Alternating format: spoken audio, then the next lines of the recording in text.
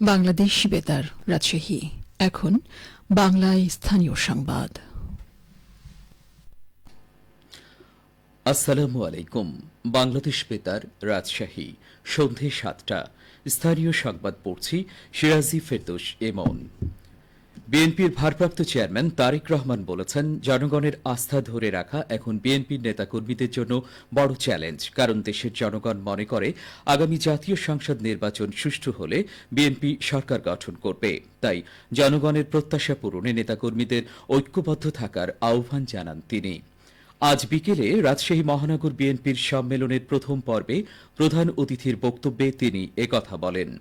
এর আগে প্রায় দেড় যুগ পরে দুপুরে নগরীর কেন্দ্রীয় ঈদগাহর সামনে বেলুন ও পায়রা উড়িয়ে মহানগর বিএনপির সম্মেলনের উদ্বোধন করেন বিএনপি চেয়ারপারসনের উপদেষ্টা বীর মুক্তিযোদ্ধা আব্দুস সালাম।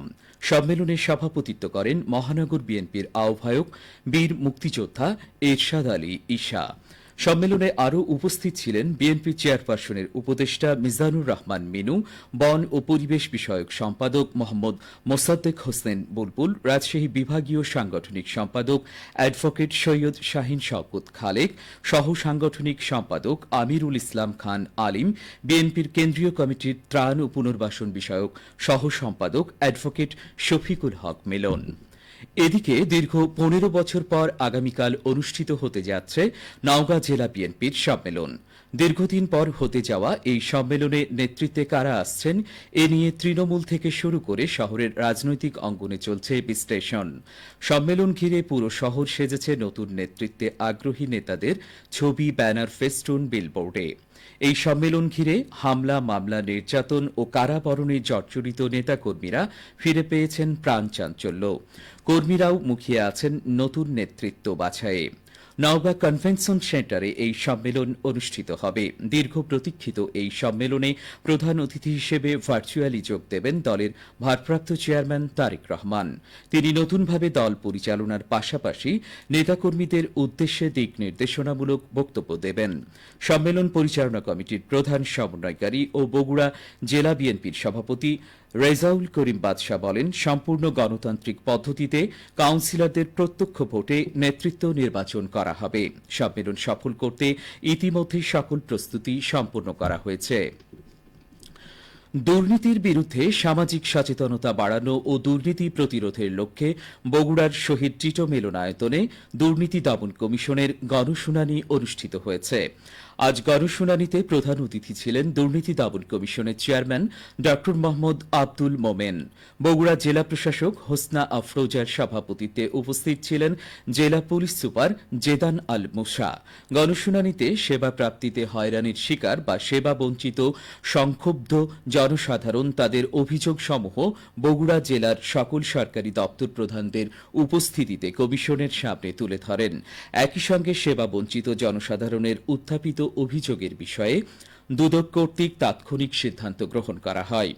সরকারি পরিষেবা প্রাপ্তি নিশ্চিতকরণ এবং সরকারি কর্মকর্তাদের মাঝে সততা, নিষ্ঠা, জবাবদিহিতা ও মূল্যবোধ বাড়ানোর মাধ্যমে দেশ থেকে দুর্নীতি নির্মূল করাই এই গণশুনানির মূল অভিপ্রায়।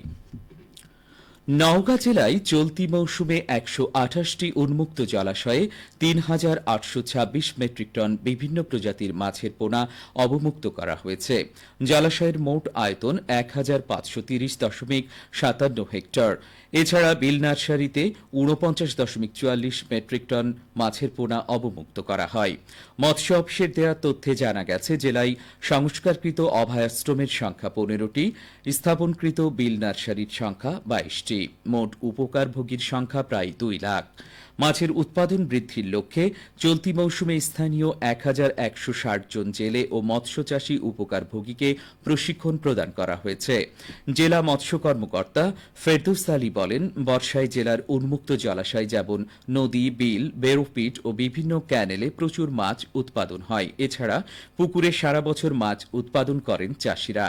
বড় মাছের মধ্যে রুই, কাতলা, মৃগেল, ব্রিগেড, কালীবাউস, চিতল, বোয়াল, আড়, পাঙ্গাস এবং ছোট মাছের মধ্যে মধ্যে কই, ট্যাংরা, মলা, শিং, মাগুর ও পাবদা সহ অন্তত ৩০ প্রজাতির মাছ উৎপাদন করে চাষিরা ধারাবাহিক সাফল্য অর্জন করে চলেছেন। ২০২৪-২৫ অর্থ বছরে এ জেলায় মোট ৯১,৫৭৬.৯৫ মেট্রিক টন মাছ উৎপাদিত হয়েছে, যা স্থানীয় চাহিদা মিটিয়ে উদ্বৃত্ত উৎপাদনের পরিমাণ ২৮,৫৯৪.২৬ মেট্রিক টন।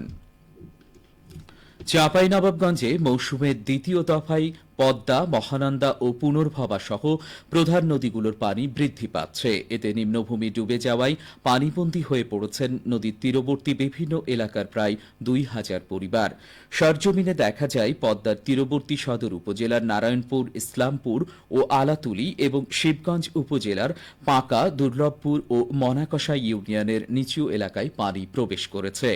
নিমজ্জিত হয়েছে আউশ ধানের জমি, আমবাগান ও সবজি ক্ষেত, তলিয়ে গেছে গ্রামীণ সড়ক। এছাড়া শিক্ষা প্রতিষ্ঠানের চারদিকে পানি ওঠায় বন্ধ হয়ে গেছে অন্তত 10টি প্রাথমিক, মাধ্যমিক বিদ্যালয় এবং মাদ্রাসার পাঠদান। জেলা পানি উন্নয়ন বোর্ড সূত্র জানায়, আগামী 4 দিন পানি বৃদ্ধি অব্যাহত থাকবে। এতে নদীর পানি সতর্ক সীমা পর্যন্ত বাড়তে পারে। সবশেষে আবহাওয়া। আজ রাজশাহীতে সর্বোচ্চ তাপমাত্রা ছিল ৩৫.৪ ডিগ্রি এবং সর্বনিম্ন ২৬.৮ ডিগ্রি সেলসিয়াস। সন্ধে ৬টায় বাতাসে আপেক্ষিক আর্দ্রতার পরিমাণ ছিল ৮০%। রাজশাহী ও পার্শ্ববর্তী এলাকায় আগামীকাল সূর্যোদয় ভোর ৫টা ৩৭ মিনিটে। সংবাদ শেষ হল। আমাদের পরবর্তী স্থানীয় সংবাদ প্রচারিত হবে আগামীকাল সকাল ৮টা ১০ মিনিটে।